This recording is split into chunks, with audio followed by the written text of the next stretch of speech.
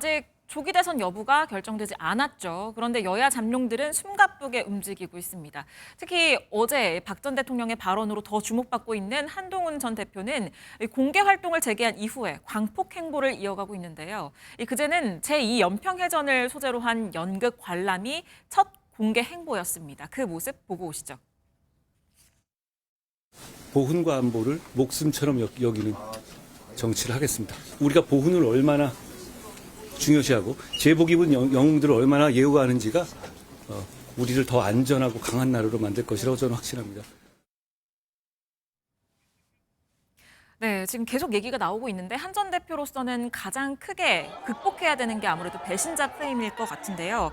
그래서인지 이 보훈과 안보를 목숨처럼 여기는 정치를 하겠다. 이 전통적인 보수의 어젠다를 꺼내 들었습니다. 이 보수 민심 달래기 효과가 있을까요? 물론 어느 정도 효과가 있겠죠. 네. 뭐 한동훈 대표에 대해서 그래도 아직까지는 기대가 있는 보수 지지층이 저는 분명히 있다고 생각을 합니다. 그런데 지금 한동훈 대표를 둘러싼 이 리스크는 이 본질이 뭐 보훈이나 안보의 문제라기보다는 어떻게 보면 좀 약간 뭐랄까요, 인간성의 문제인 것 같아요. 그러니까 네. 이게 보수를 배신했다 이런 개념이 아니라 네. 윤석열 대통령과 그렇게 오랫동안 한솥밥을 먹고 왔던 동지가 어느 날 갑자기 본인의 대권 욕심 때문에 윤 대통령을 공격한 것은 아닌가? 네. 이런 이제 의구심이 보수층에 있었고, 또 하나는 세 번의 기회가 있었죠. 첫 번째는 총선 때 비대위원장을 맡았었고, 네. 그 다음에는 당대표, 그리고 마지막 비상계엄이라고 하는 이 사태를 겪으면서 한동훈 대표를 둘러싼 보수층의 그 제일 중요한 부분은 물론 배신감도 있겠지만 그보다는 더 근저에 저는 불안감이 있을 거라고 보거든요. 그러니까 한동훈 전 대표가 훌륭한 잠재력을 가진 정치적 제목이면 틀림없어 보이지만 네. 과연 지금 당대표를 넘어서 대통령이라고 하는 지위까지 맡을 만큼 경험과 어떤 본인의 안정적인 리더십이 구축이 되어 있는가. 네. 이런 부분에 대한 저는 불안감이 더 클 거라고 보고요. 한동훈 대표가 지금 이제 제일 먼저 치고 나왔잖아요. 네. 대선에서. 어느 정도는 효과가 있을지 모르겠지만 앞으로 만약에 조기 대선이 벌어진다면 다른 후보들과의 경륜의 어떤 문제에서의 경쟁은 좀 버거울 것이다. 그렇게 네. 진단할 수밖에 없을 것 같습니다. 한동훈 대표가 가장 먼저 치고 나갔다 이렇게 얘기를 하셨는데 그래서인지 어제 발표된 여론조사에서도 한 전 대표가 여권 내에서는 김 장관, 김문수 장관의 뒤를 잇는 저런 결과가 나왔습니다. 이 광폭 행보가 지금 지지로 이어지고 있는 이런 현상으로 보여지는데 이게 어느 정도 지속이 될 수 있다고 보시나요? 저는 탄핵 선고가 나오기까지라고 봅니다. 왜냐하면 지금 현재 탄핵이 안 되길 바라는, 기각이 되길 바라는, 윤 대통령이 복귀를 하길 바라는 사람들은 아마 대부분 김문수 장관을 지지하겠죠. 네. 혹은 뭐 홍준표 시장 정도를 지지할 겁니다. 근데 그 외에 나머지 인용이 될 것이라고 보고 조기 대선이 벌어질 수도 있을 것이라고 보는 지지층은 지금 현재 뚜렷한 주자가 없는 상황에서 한동훈 전 대표는 되게 노골적으로 네. 조기 대선을 가능성을 암시하면서 본인의 대권 행보를 하고 있죠. 네. 그렇다면 이제 어느 정도는 한동훈 대표에게 반응을 할 겁니다. 네. 그런데 정말 이제 탄핵이 인용이 딱 만약에 된다면 그때부터는 다시 원점에서 새롭게 경쟁을 시작을 하는 거거든요. 그렇다면 그때부터는 또 다른 뭐 오세훈 시장이라든지 그런 경쟁력이 있는 다른 후보들이 치고 나온다면 그때부터는 또 새로운 각축전이 벌어질 것이다. 그래서 지금은 좀 이 지지율은 좀 등장 컨벤션 효과에 좀 가깝지 않나 이렇게 말씀을 드리겠습니다. 네. 강성필 부대변님은 어떻게 보셨나요? 저는 일단 한동훈 전 대표가 첫 일성으로 보훈을 목숨처럼 여기는 정치인이 되겠다. 저는 거짓말이라고 생각합니다.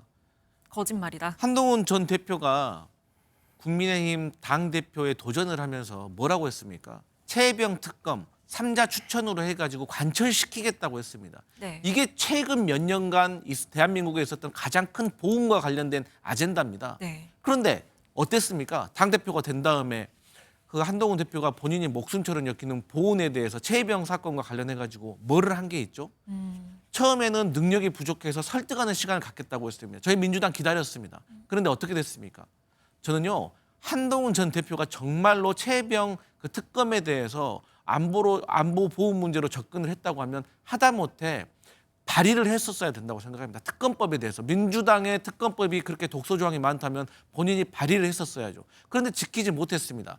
정치인은 말로 하는 거지만 그 말을 약속을 지켜야 되는 겁니다. 그래서 국민들이 보고 있는 겁니다. 근데 한동훈 대표가 지켰습니까? 또 김포시 서울시 편입 얼마나 가벼운 겁니까? 전혀 고민이 없는 겁니다. 본인이 말한 것처럼 목련꽃 피면은 김포시가 서울로 편입된다고 했는데 목련꽃이 졌는데 지금 김포시 서울 편이 됐습니까? 안 됐지 않습니까? 그래서 저는 한동훈 대표께서 뭐 공공선이라든지 동료 시민이라든지 이런 추상적인 말로는 더 이상 국민의 마음을 살 수가 없다는 거예요.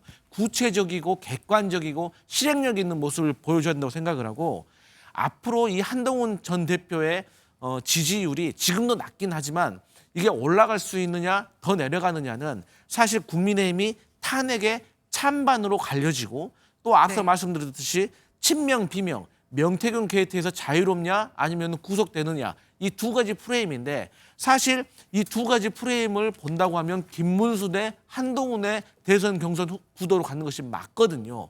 그런데 제가 느끼기에는 국민의힘 안에서 이 한동훈 대표의 배신자론이 너무 크게 자리 잡고 있는 것 같다. 너무 감정적으로 한동훈 전 대표에 대해서 국민의힘 현역들이 많이 상해 있는 것 같다. 그래서 저는 한동훈 전 대표가 정말 이 국민적인 지지를 받지 않는 이상은 저는 당내 호응을 받기 어려울 것이다. 그래서 앞으로 이 지지율은 아주 단기간에 컨벤션 효과로 끝날 가능성이 매우 높다. 저는 그렇게 봅니다. 한 전 대표도 그런 부분을 굉장히 크게 의식을 하고 있는 걸로 보여져요. 어제 한 방송에 인터뷰를 했는데 거기에서 이렇게 얘기를 했거든요. 윤 대통령에게 미안하게 생각한다. 윤한 갈등 당시 잘 되기를 바라는 마음에 직언했던 것이다. 이렇게 얘기를 하면서 윤 대통령과 관계가 악화된 것, 이것에 대해서 좀 안타까움을 표하기도 했어요. 이 탄핵 심판 결과를 앞두고 나온 이런 발언, 여기에 대해서는 강성필 부대변인님은 어떻게 생각하세요? 그러니까 뭐 당연히 지내온 시간이 윤석열 대통령과의 오랜 시간이 있기 때문에 윤석열 대통령이 구속되어 있기 때문에 미안한 마음이 없겠습니까? 그런데 그게 또 앞뒤가 안 맞게 보이는 게 한동훈 대표가 책을 한 권 내면서 등장을 했잖아요. 근데 제가 그 책을 사서 보진 않았지만 네. 그 책의 내용을 보면은 윤석열 대통령의 비상계엄에 대해서 절대로 호응하는 게 아닌 겁니다. 오히려 윤석열 대통령의 비상계엄에 대해서 더 부정적으로 보고 있는 그런 저는 내용이 많이 담겼다고 봤거든요. 네. 들었거든요. 그렇기 때문에 이런 것을 또 보수의 지지층들이 봤을 때 아니 윤석열한테 미안하다고 하면서 또 막상 펴낸 책을 보면 또 윤석열을 공격하고 있네. 그렇기 때문에 한동훈 전 대표의 배신자론이 더 강화되는 그런 측면이 있지 않을까 저는 그렇게 보여집니다. 네, 물론 뭐 비상계엄이라든지 아니면 탄핵 찬성과 같은 입장에 대해서는 변함이 없지만 그럼에도 불구하고 어떤 인간적인 미안함, 인간적인 인연 이런 걸 좀 강조하는 걸로 보여지기도 해요. 이게 효과가 있을까요? 뭐 효과가 없지는 않을 거라고 보지만 네. 본질적인 문제는 아니라고 생각을 합니다. 지금 국민의힘 지지층이나 보수 지지층이 갖고 있는 그 기저에는 왜 한동훈, 윤석열이 싸웠냐 이런 개인적인 문제가 아니라 집권 여당 대표로서 대통령을 적극적으로 지원하는 그 역할. 왜냐하면 집권 여당의 대표가 물론 있습니다만 사실은 여당의 수장은 대통령입니다. 정치적 수장이죠. 당원 1호 당원 아니겠습니까? 대통령과 대립각을 세웠던 당대표. 과연 그것이 명분이 있었느냐. 이런 부분에 있어서 불안감을 갖는 것이고요. 아까 말씀 주셨다시피 만약에 정말로 한 대표가 윤 전 대통령에 대해서 개인적인 미안함이 크고 그러한 부분에 있어서 다시 용서, 보수 지지층의 용서를 받고 싶었다면 왜 하필이면 그렇다면 윤 대통령을 직격하는 비상계엄에 아주 그 크리티컬한 아킬레스건을 건드리는 그러한 내용의 책을 내므로써 조기 대선에 등장했는가. 네. 사실 좀 앞뒤가 안 맞죠. 만약 정말로 미안함이 컸다면 역사의 한 페이지로 묻어두고 나중에 기회가 됐을 때 혹은 본인이 정말 꿈꾸는 대통령이 됐을 때 담담하게 풀어나가면 되는 것이거든요. 지금 탄핵 선고를 앞두고 있는 윤 대통령에게 매우 불리한 내용의 책을 출간하면서 이제 와서 이대로는 내가 대선 후보가 될 수 없을 것 같으니까 김문수 장관의 표심을 좀 가져와야겠다. 이런 전략적 선택으로 충분히 읽힐 수 있다는 것이죠. 저는 정치가 속내가 보이면 안 된다. 속이 빤히 들여다 보이는 정치는 국민들께서 다 안다. 저는 그래서 오히려 더 실망감을 가지신 분도 적지 않을 것이라고 생각을 합니다. 네, 지금 얘기가 나왔는데 여권에서 아무래도 가장 지지율이 높은 김문수 고용노동부 장관이 최근에 이 보수 텃밭인 TK를 방문하는 등 조기 대선을 준비하는 모양새를 보이고 있습니다. 이 과거 발언과 함께 이 최근 발언까지 함께 주목을 받고 있는데요. 이 발언들 들어보시죠. 혹시 조기 대선 출마 검토하시거나 그러실까요? 전혀 검토하거나 생각하거나 없고요. 현재는 조기 대선 요인이 있는지 없는지 가능성으로서는 존재하겠지만 현실적으로는 아직 단정할 수 없죠. 우리 대한민국을 위해서라면 저는 뭐 무엇이라도 합니다. 뭐 저는 네, 딱 한 달 전에 했던 발언입니다. 전혀 검토하거나 생각한 건 없다. 이렇게 얘기를 했는데 이번에는 이 대선 출마에 대해서 즉답을 피하기는 했습니다만 대한민국을 위해서는 무엇이라도 하겠다. 이렇게 얘기를 했거든요. 강 부대변인님은 어떻게 보셨나요? 저는 이제 그 정치인들을 많이 이제 컨설팅을 하고 보좌를 하면서 느낀 게 있는데 질문에 네. 답을 하는 걸 상당히 주목을 해야 됩니다. 네. 그러니까 출마할 거예요? 안 합니다라고 하는 거하고 지금은 생각하고 있지 않습니다. 검토하고 있지 않습니다. 그건 출마하겠다는 얘기입니다.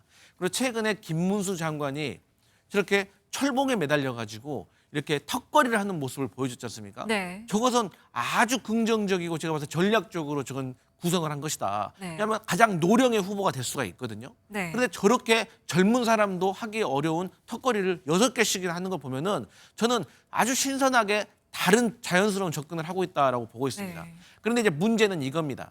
김문수 장관이 특별히 정치적인 행보를 보이지 않았는데 여권의 지지율이 김문수 장관에게 모이고 있다는 거는 제가 보기에는 지금 탄핵에 반대하는 어떤 강성 지지층의 지지가 저는 김문수 장관에게 모여 있다고 봅니다. 네. 그런데 이 탄핵 심판의 결과가 이제 나오게 되면 그때 김문수 장관에 대한 지지율이 계속 이어질까? 저는 거기에 대해서는 사실 물음표가 있습니다. 그래서 지금까지의 김문수 장관이 본인이 스스로 만든 지지율이 아니고 윤석열 대통령에 대한 아쉬움과 안타까움에 대한 어떤 강성 지지층에 대한 어떤 표집이 저는 단기간에 김문수 장관에게 모여 있다고 보기 때문에 앞으로 또 국민의힘 대선 경선이 만약에 펼쳐진다면 거기서 김문수 장관이 어떤 행보를 펼치느냐에 따라서 또 어떤 구도로 대선 경선이 가느냐에 따라서 네. 김문수 후보의 지지율은 올라갈 수도 있고 확 주저앉을 수도 있다. 저는 그렇게 봅니다.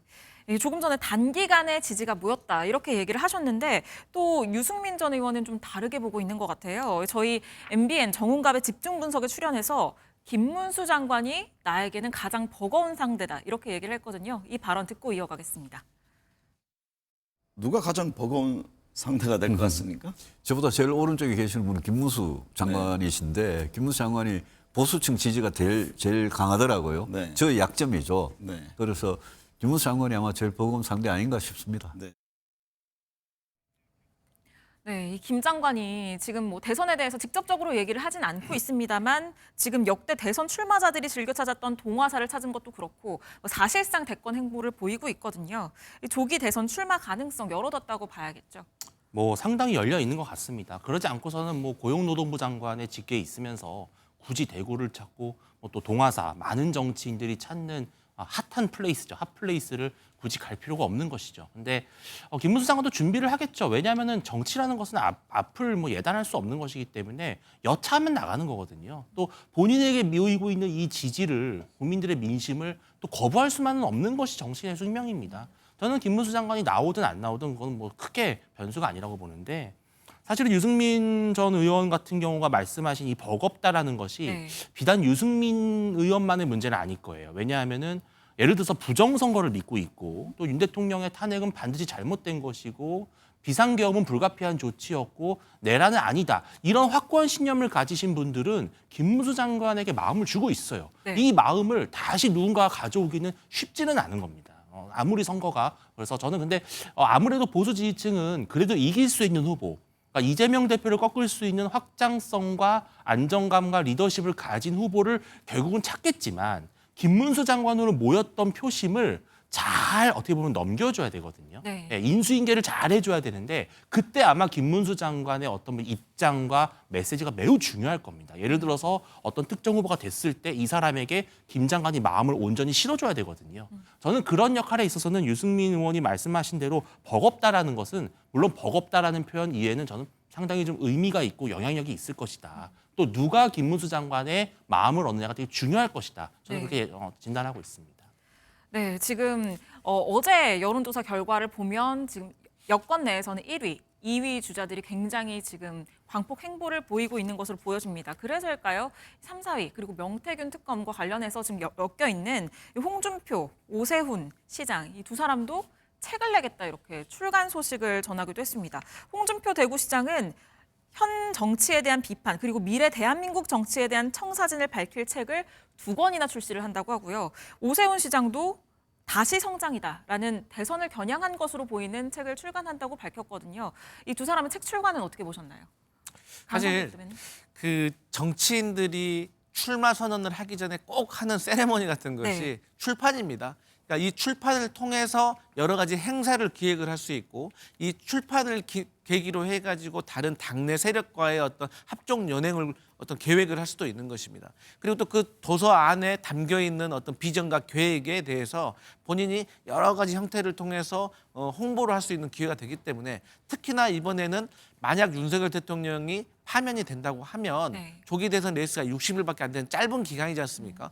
그런데 지금 국민의힘 안에서는 조기 대선이란 말을 올리기가 어려운 상황입니다. 네. 그렇기 때문에 책을 출간하는 것이 지금 상황에서는 가장 자연스럽고 좀 눈치를 좀 잘 살필 수 있는 그런 효과적인 그 선거 운동이 되기 때문에 저는 홍준표 시장, 오세훈 시장도 책을 출간한다고 보는데요. 어쨌든 간에 그 홍준표 시장으로서는 이 보수의 어떤 지지층을 김문수 후보로부터 어떻게 가져올 것인가. 그리고 또 오세훈 시장으로서는 어쨌든 탄핵에 찬성하는 듯한 그리고 비상계엄이 잘못됐다라고 하는 이 중도의 이미지를 또 어떻게 더 잘 살리고 한동훈 전 대표의 표까지 어떻게 흡수하느냐. 저는 이 두 분은 각자의 고민이 있다고 생각합니다. 네, 윤주진 위원님은 어떻게 보시나요? 지금 조기 대선이 열릴지도 확실시되지 않는 상황이거든요. 그런데 여권에서 이렇게 조기 대선을 준비하는 듯한 모습. 한동훈 전 대표는 조기 대선을 겨냥해서 책을 준비한 게 맞는 것 같습니다. 네. 그러니까 당대표직을 사퇴한 이후에 한 2달 동안의 시간 동안 이제 한 것인데 네. 제가 알기로는 홍준표 시장이나 오세훈 시장은 책 출간은 좀 오래전부터 준비를 해왔어요. 그러니까 네. 이것이 뭐 꼭 조기 대선을 겨냥했던 포석은 아닌데 마침 한동훈 전 대표가 책을 내다 보니까 이게 좀 시기적으로 겹친 그런 부분이 있는 것 같은데 이 책의 좀 컨셉을 보면 한동훈 대표는 일단은 비상계엄을 주제로 책을 썼잖아요. 네. 그러니까 본인이 비상계엄을 저지했던 뭐랄까요, 좀 윤석열 대통령과 대척점에 섰던 그러한 트레이드 마크 이런 것들을 좀 가져가려고 하는 것 같고 홍준표 시장은 뭐 워낙 페이스북도 좀 자주 하시고 소통형 정치인이다 보니까 직설에 가까운 그러한 책을 좀 냈다면 또 오세훈 서울시장 같은 경우는 본인이 서울시장으로 재직하면서 느꼈던 여러 가지 문제점들 경험을 바탕으로 해서 어떤 기업을 어떻게 살려야 할지 경제를 어떻게 살려야 할지, 어떻게 국정을 운영할지 이런 비전을 담았다고 하는데요. 각자가 본인이 강조하고 싶은 부분을 조금 책을 통해서 반영한 게 아닌가 이렇게 또 해석할 수 있을 것 같습니다.